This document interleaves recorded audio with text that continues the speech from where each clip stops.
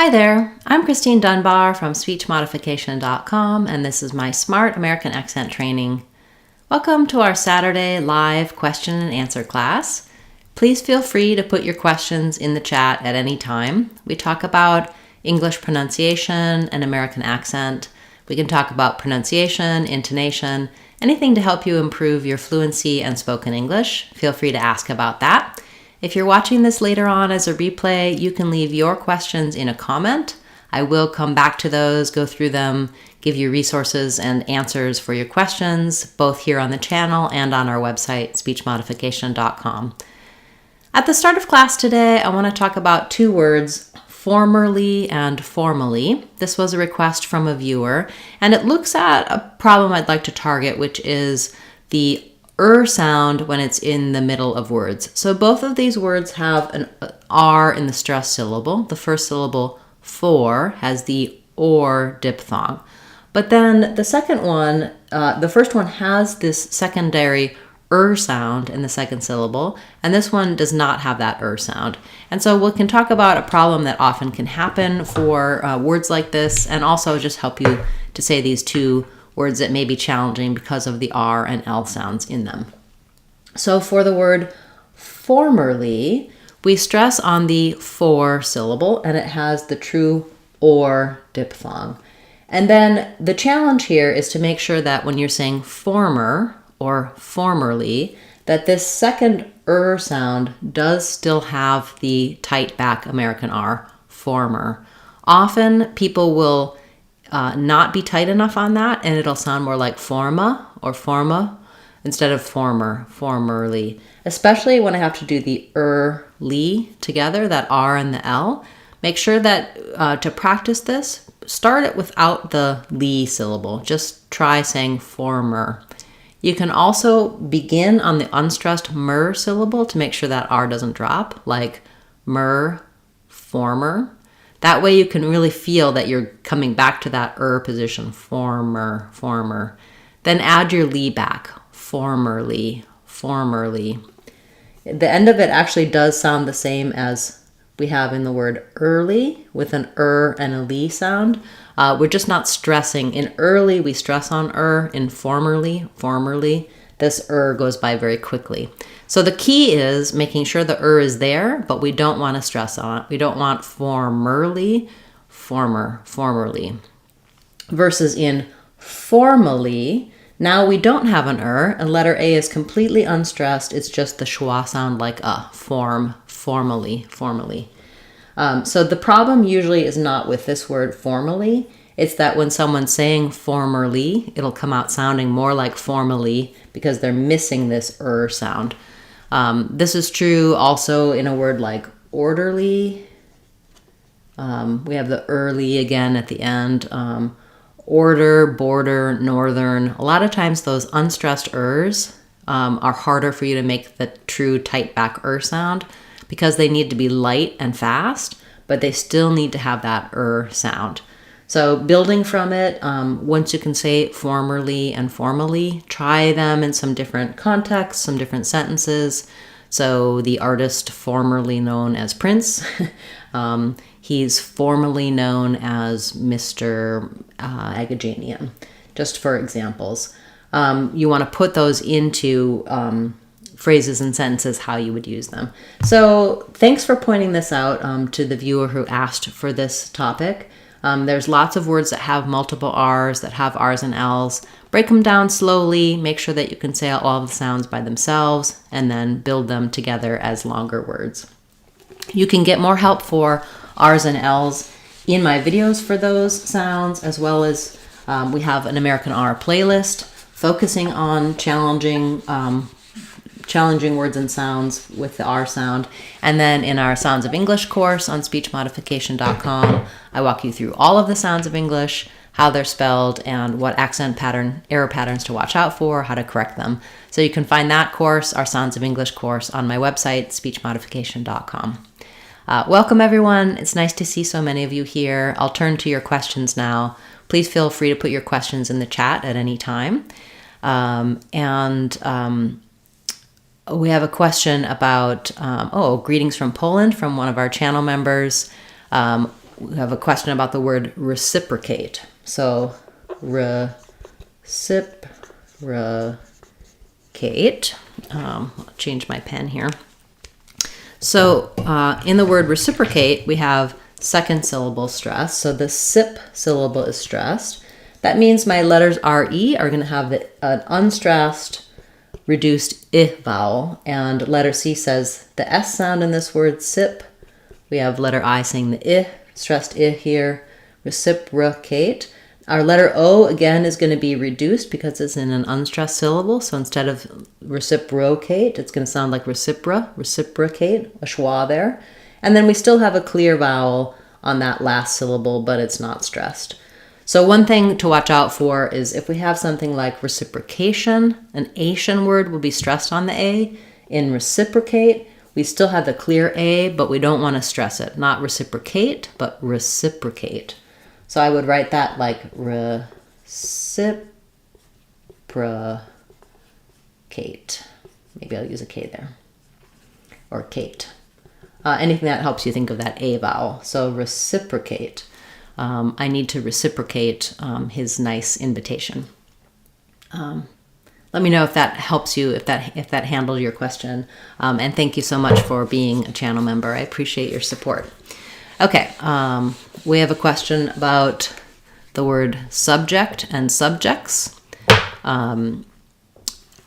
So for subject, if we're talking about the noun, which we are if we're talking about plurals, we have first syllable stress, subject.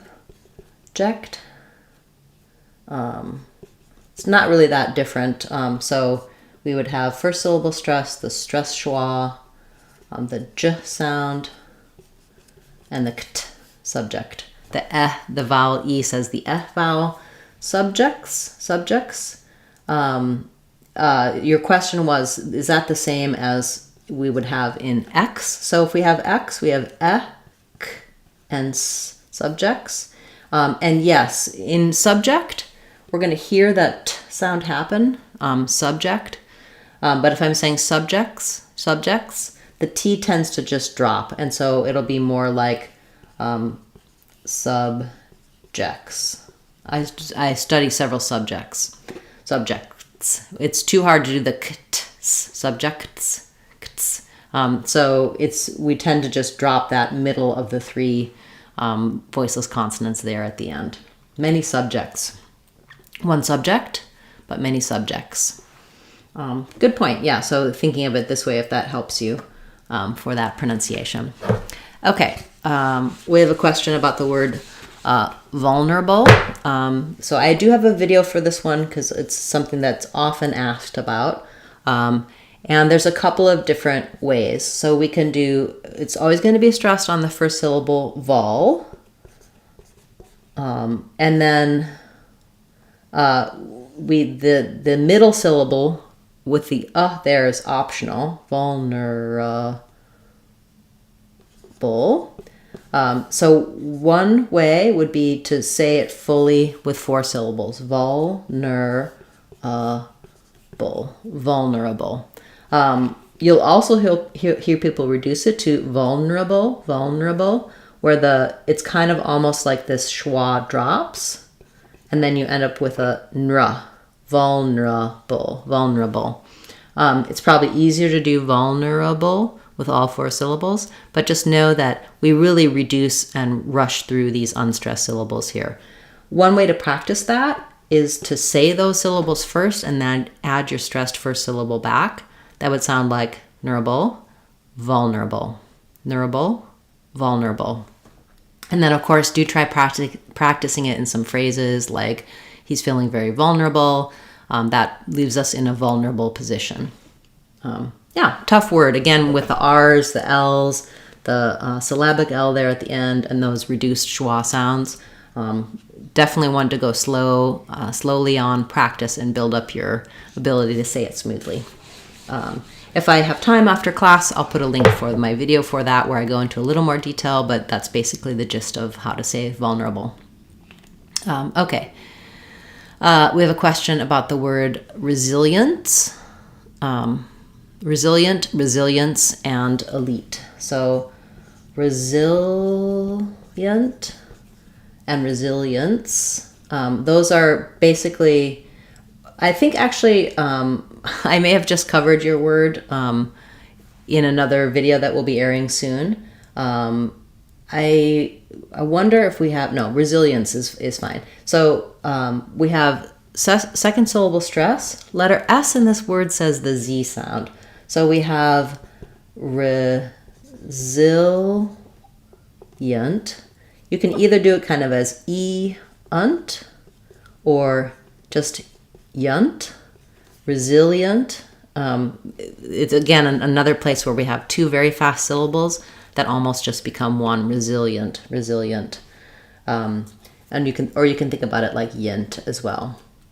And then when we're talking about resilience, again, we can have e-ence, resilience, or just resilience.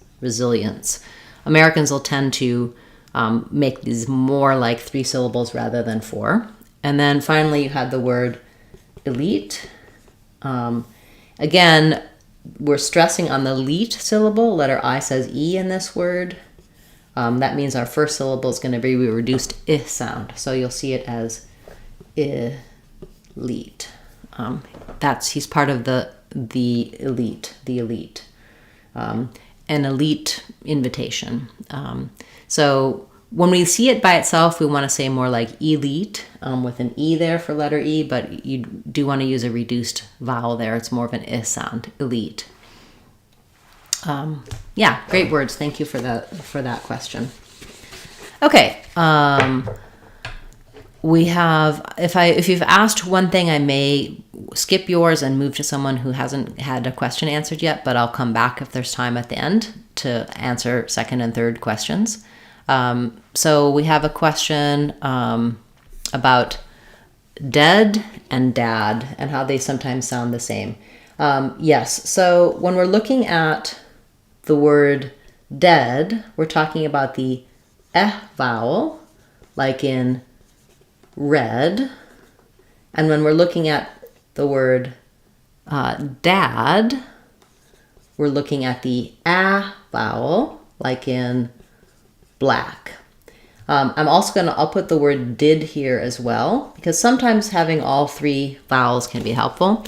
I've written them here in this shape, in this order, because these vowels are all vowels that happen towards the front of the mouth. So when I'm saying did, dead, dad, they all resonate in the front, and my tongue is going to be lifted up in the back. So if this were the shape of my mouth, with this being my lips and this being my mouth being most open, the front of my tongue is going to be down here with the back lifted. So I'm going to have a tongue shape like I, that's the teeth and the roof of the mouth, and then is going to be still lifted in the back but a little more open, and is going to be the most still lifted in the back but the most open with the tongue down. So if you feel how those feel, did, dead, dad, you can feel that your tongue is behind your lower teeth, your jaw is more open than it is for dead, and the back of the tongue stays lifted. I also like to just use other words like get or met, dead, get, dead, matching that vowel, because in these words it might be easier if they're not the same, versus, for example, that dad, or had a dad, matching the vowel for had and dad. I'm probably not going to have too much trouble between met and had, because they don't have the other similar sounds. They're not minimal pairs. So I can use met versus had to feel the and openness, and that will help me then with dead and dad. I do have a video for your words and for all of these, like bit, bet, bat, the vowel sounds in the front. You can check that out on our channel. Also, I talk about these particular vowels also with words like men and man, in my contrasts playlist here on the channel. So I have a playlist that looks at similar words where there's just one sound or a couple of sounds that are different. You might find that helpful. And in addition, I go into a lot of detail about and and the contrast between the two of them in my Sounds of English course on speechmodification.com. That's really going to help you hear the difference between those vowels. And you may be using for both of these or for both of these. You can look in our American Accent 6-week course at the patterns that are typical for your native language. A lot of other languages don't have the or the and so those are some of the harder vowel sounds to acquire and hear the difference between them in English. It's very normal to have trouble hearing the difference between them because if you don't have those sounds in your native language, you don't have something to compare to, so they will sound similar. But over time, you can really develop and be able to hear those more clearly. And my Sounds of English course is a great way to work on that, as well as just watching videos here on the channel because I talk about those sounds in lots of different words. Great question. Thank you so much. Okay, we have a question about what's this and what's that, and whether they become what's this and what's that in fast speech. So if I'm saying what's this, or what's that, whether or not we can kind of drop the TH. What's this? What's this? I think in casual fast speech, I could kind of drop that TH. What's this? What's this about? What's this about? What's this about? What's that? What's that? Yeah, so my the is not as strong as it would normally be. What's that? What's that? Or what's that? What's that? Yes, that's a good point. So in fast speech, you may not, typically we don't drop our TH, but in this combination, going from a TS to a TH, I think we can. What's this? What's that? Yeah, good point. Thank you. So I'll write it the way you had written it so people can see that. What's this? What's this? It does sound somewhat casual, so in professional speech, if you're trying to be very clear, you want to make sure you use what's this, what's this. Let the tongue come forward for that TH. In casual, everyday speech, oh, what's this? You'll hear people say it that way. That's a good observation. Thank you. Okay. So question about, or just comment, difficult to get rid of the accent no matter what you do. Yes. Unfortunately, accents can be very persistent. And even when we have really reduced it a lot, sometimes people can still hear those differences because our brains are really trained to notice very small differences. So people may not be able to identify where you're from or what kind of accent it is, but they can still hear minor differences. But don't be discouraged about that because over time, you really can smooth out some of those differences. A lot of times it does come down to rhythms, small differences about vowel sounds, fluent speech, and how we connect.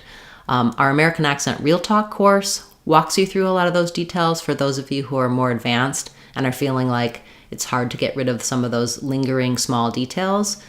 We cover a lot of those there. Most important, I think, first and foremost, is to be clear and to take care of accent elements that might interfere with people understanding you. Of course, there can be frustrations with having an accent. My clients tell me about it all the time, that it's annoying when people ask them where they're from, or accents can interfere with social or professional growth. But overall, let's just hope for an improvement in people's understanding and making communication the most important thing. In my book, accents are a great part of our diversity and not necessarily something you have to lose. I understand why people want to work on that and how it can be frustrating, but having that ability to really convey your point and have people listening to the content of what you're saying, being able to communicate clearly is the most important piece. Details of accent are secondary to that and something that I can help you with, but I always try to focus on making sure that you're well understood, you're pronouncing things correctly, and that you can communicate and get your message across. So sorry for your frustration. Okay, let's see. We have a question about the word series and whether the first vowel is the same as the last.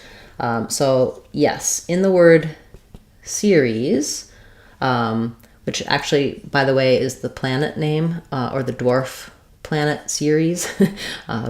I'm making a video about that right now that'll come out later today probably.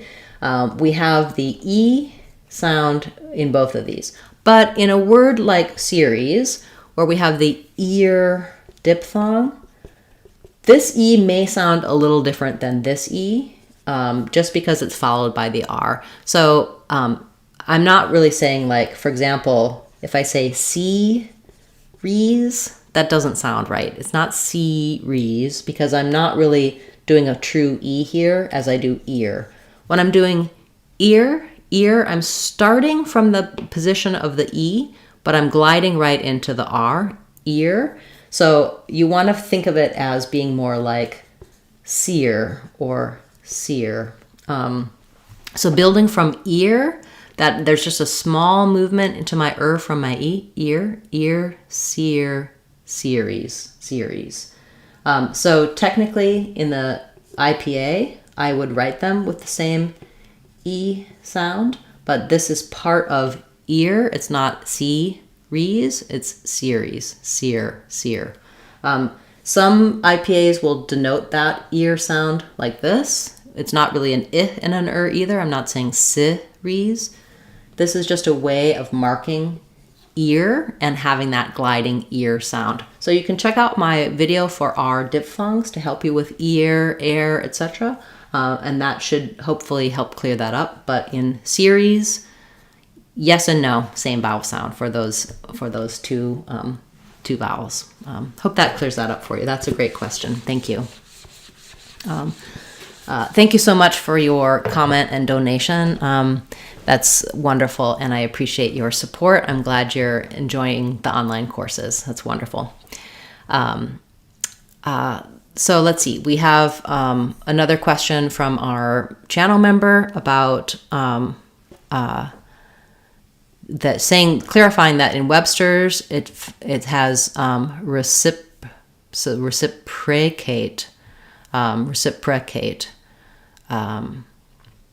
And it was surprising to you. Yeah. Okay. So also Webster's uses slightly different symbols for their IPA. So they use this for I. I use IPA, and Webster's, what you want to do is look at their pronunciation guide. If you're using the online one, it'll show you kind of that they use this symbol to mean the I sound like in it, whereas I use this one. Okay, great. I want to go back and make sure I catch up on some of your requests that I may have missed.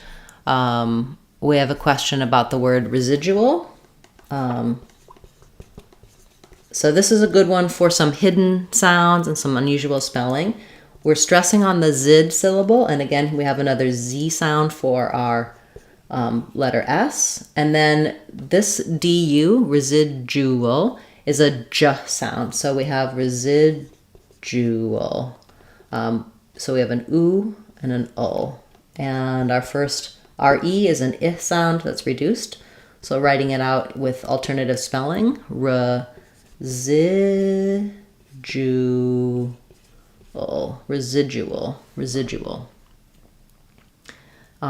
Yeah. So even though we have dual with an uol, we have residual with a J sound. Yeah, hopefully that clears that up for you. That's definitely a challenging word because of the way it's spelled and some of those patterns. The J sound can be challenging as well. Okay, let's see what else I may have missed. All right, so we have Montmorillonite. I'm not familiar with that. It's probably a name. You're capitalizing it like a proper noun. I'm going to have to just guess based on spelling patterns in English. It would be probably stressed on the more. This would be like Mont with an ah vowel. So Montmorillonite. Since I'm not familiar with it, that's my best guess. Probably someone from some place called Montmorillon, or Montmorillonite. All right. Hopefully that's getting you closer. That's something that I could research for you and come back to you and verify my answer. Great. We have a question about the word party. After making the R sound, do we have to touch up for that soft D exactly where it touches for T? Yes. So when you're saying something like party, you're noticing that it's difficult to put the T in the same place, party, as we would in something like better. Our T can go right behind the teeth. In party, we do have to cheat and pull the tongue a little further back to make that flap. So because the R is in a pulled back tight position, to be able to do this smoothly together, to make our party, I do feel that, yes, we lift the tip of the tongue a little further back to make that flap. That's a good observation. Same thing with party, hardly, harder. Anytime we have an R followed by a flap, you're going to have to adjust the flap to accommodate the R and not vice versa. Yeah, very good question. Very good point. Okay. Question about in fast speech, how do we say get rid of it? So get rid of it. Rid is going to be stressed in this phrase. It's the last content word of the phrase. Of it is going to just go by quickly. So it's going to sound like I'm going to not let that first T out. Get rid, I'm going to just make a stop T. Get rid of it. So rid of it is going to sound like one word with the rid part stressed. Rid of it. Get rid of it. I hope you can get rid of it. Yeah, that's a great question. Just naturally linking those last three parts together, holding a little longer on rid, and making a stopped unreleased T for get. Good. I'll take a few more questions and then we'll need to wrap up for today. It's wonderful to see so many of you here, and there's really been some wonderful questions, so thank you for those. Hopefully I'll be able to get to everyone's questions. We have a question about whether British speakers understand American English. Usually, for the most part, probably. American English is very prevalent in TV and movies. It's spoken in a lot of other countries now as well. There may be some words or phrases that British people don't understand. I do know that anyone coming to a different country or listening to a different dialect of English is going to have a few places where they have some difficulty. But generally speaking, Americans can understand British accents and vice versa. Of course, there's lots of different British accents, and a lot of that depends on how much exposure someone has to different ways of speaking. So that's on an individual basis can be different. But in general, yes, I would say someone who speaks British English can understand American English.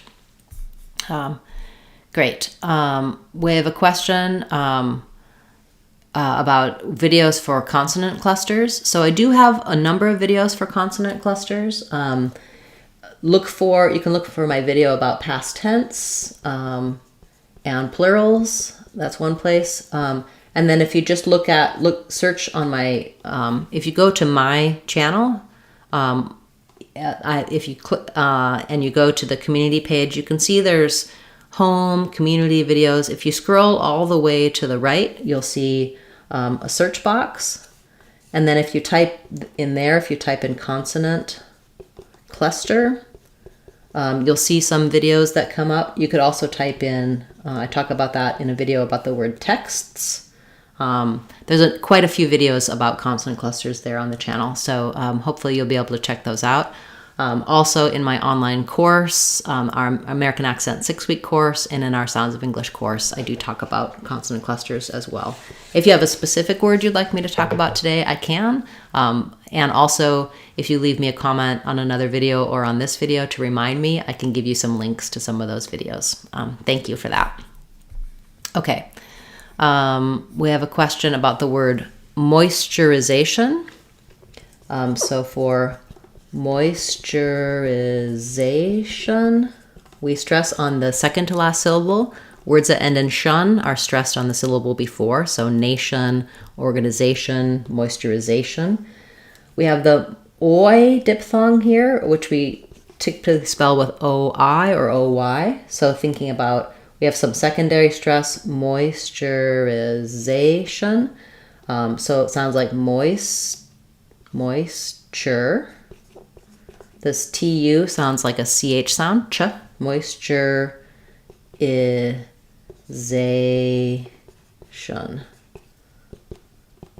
Moisturization.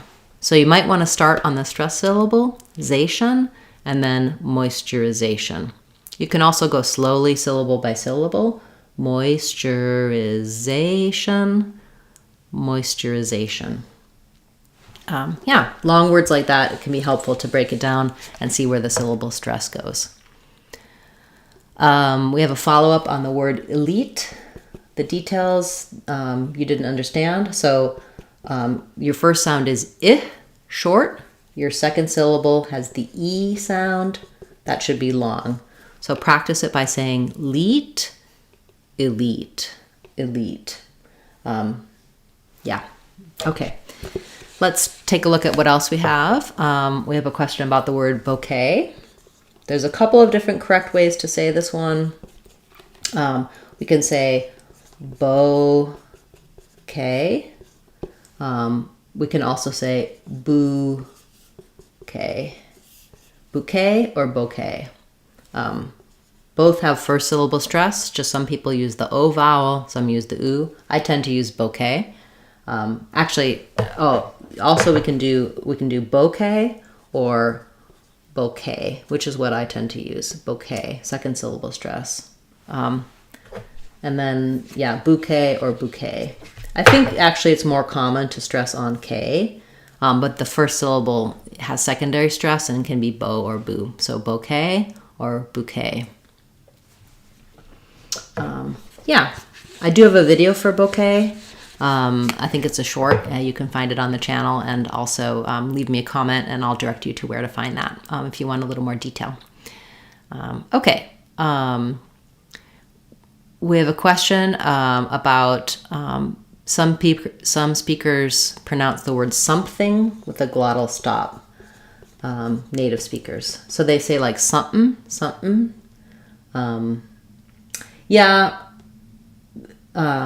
I have something going on, something. I would say that's pretty casual and it's specific to certain dialects of English. So dropping that and just using kind of that glottal something, something is, I wouldn't recommend it unless you're just speaking with people who do it and in a casual setting. Most of the time, it might make people not understand your word. So using the full thing. People will also sometimes change the NG to an N sound, say it's something more like something instead of something. Again, that's pretty casual though, so in most contexts, just using the full word something is what I would advise. Yeah, but good point. You will hear that something, something, rather than something. Okay, we have a question about the word hyperbole.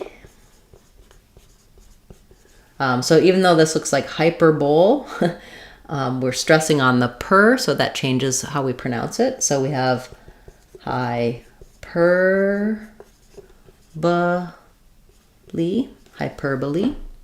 Our O is an sound there in the unstressed last syllable, hyperbole. I believe I may have a video for that one as well.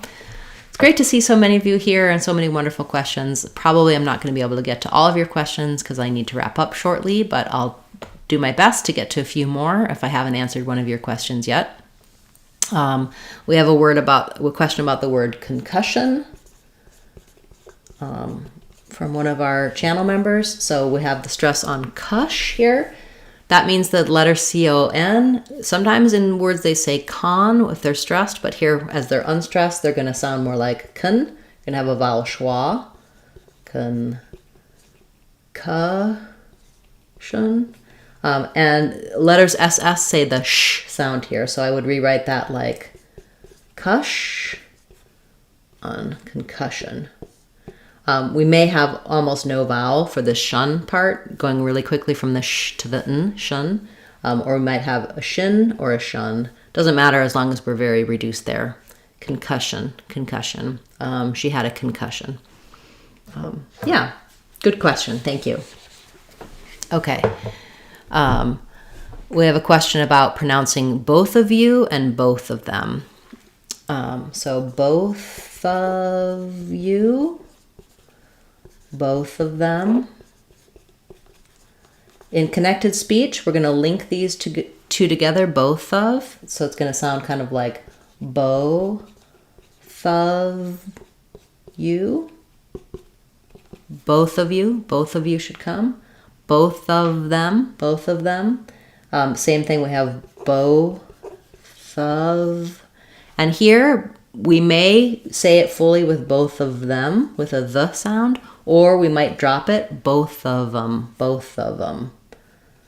In which case it sounds like both of them. Excuse me, thuv and can link together, both of them, or both of them. More of an here though, because if I use the it's going to sound like both of him, both of him. So both of them. Both of you, both of them. In some cases, you might turn to a little of a ya. If I'm just saying both of you by itself, I'll probably use you. If I'm saying both of you can come, both of you, you sometimes gets reduced to a ya, but less likely in this combination, in this phrase.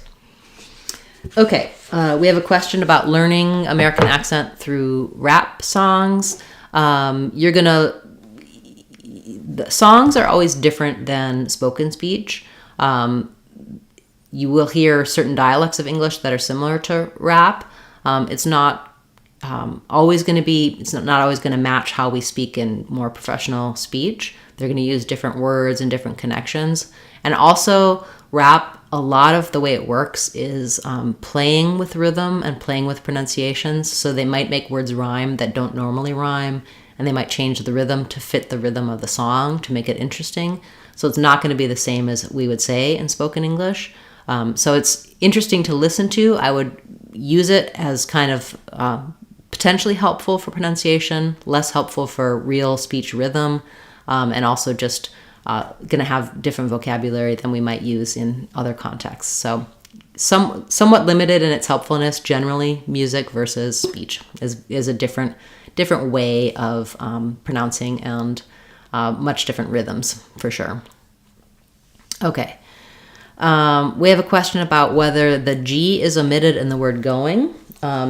So this is another place where in casual speech, I might change my sound to an n sound. We actually don't say a G. I don't say going g. So letter G is just part of the ng sound in this word. But sometimes people will say, oh, how's it going? And they'll change that to an n in casual speech. Oh, how's it going? But if I'm saying I'm going in, I don't typically say I'm going in. I say going in. So I'm moving from the ng sound lifted in the back, going in, going in. What's going on? Going. So we typically will use an sound here. No G, but an ng. You can get more help for this. Check out my video for ng, and also looking at my video with thin and thing to help you listen for that n and sound. Okay, wonderful. So many great questions today. I apologize for not having time to get to all of them, but I do need to wrap up for this week. I hope you'll be back next week. If I didn't get to your question, I can go back through the chat later. You can also leave comments after you're watching, if you're watching the replay or after the broadcast. Put your question that didn't get answered in a comment, and I'll come back to you with some resources, either a video here on the channel or an answer, or I'll add your word or your question to cover in a future class. Thanks so much for watching and supporting the channel. I appreciate those of you who have subscribed, and a special shout out to our channel members and our super chat stickers supporters. That's wonderful. Thank you so much. I appreciate your support, and I look forward to seeing you tomorrow in our next word of the day, also next Saturday in our next live question and answer class. I'm Christine Dunbar from speechmodification.com. Remember, if you want to sound like a native speaker, you can do it. speechmodification.com. Bye, everyone. Thanks so much for a great class. Hope to see you next week.